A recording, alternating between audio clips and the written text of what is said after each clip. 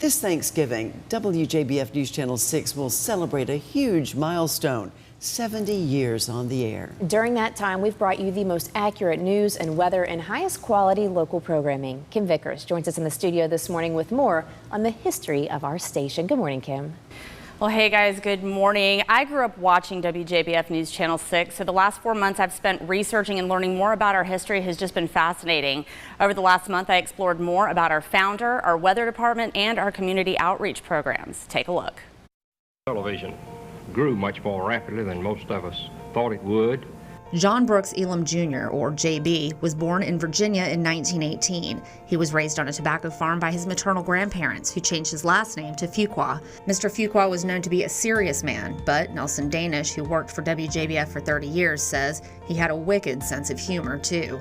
He kept going to all these meetings with all these executives, and they said, oh, let me show you pictures of my pride and joy, meaning, of course, family, grandchildren, whatever. So he asked me to do something, and I did. Take a picture of Pride furniture polish and Joy dish detergent. He says, let me show you my pride and joy.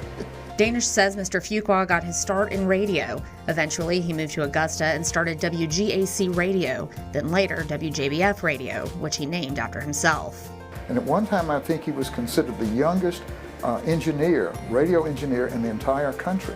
In 1950, Mr. Fuqua decided it was time to bring a TV station to Augusta. WJBF TV sent out its first broadcast signal at 11 a.m. on Thanksgiving Day in 1953. And we can't talk about the history of WJBF without talking about our weather department. Good Morning Augusta meteorologist John Lynn says that in the 50s and 60s, weather forecasters at WJBF would not predict the local weather themselves.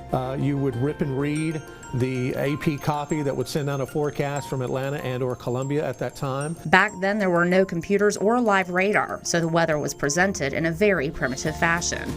And then they had little magnets that you could stick on the weather map or then even draw it. We would have to draw them. John tells me that as technology advanced, so did forecasters' access to huge amounts of weather data. The problem was, how did they get that information across on the air? So we took it upon our hands with the folks at SRS, and we got a brand new live radar here in the CSR. It was the only one that's ever been furbished here. So that changed the game pretty quickly. WJBF has a reputation for the most accurate forecasts and staying calm in the face of dangerous weather. Our former chief meteorologist, George Myers, helped build that reputation. And George Myers is a legend, not only here, but also in the broadcast industry and in the weather industry. Tim Miller replaced George when he retired nearly 4 years ago. He was an icon himself in Columbia, and he knew it would be hard, but he looked forward to the challenge.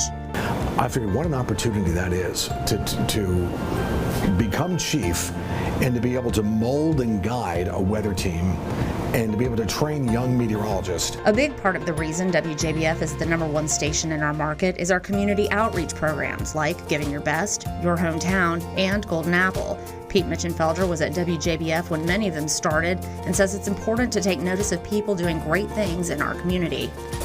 Take a look at Scholar Athlete Award.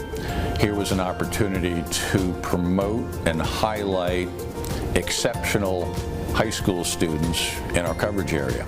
Dee Griffin does Women to Watch. She says these programs are one reason why people love WJBF so much. WJBF has always been steeped in the community. That was the expectation, and no one had to force you to do it because you came on board and you saw it. So, after 70 years, what's our legacy?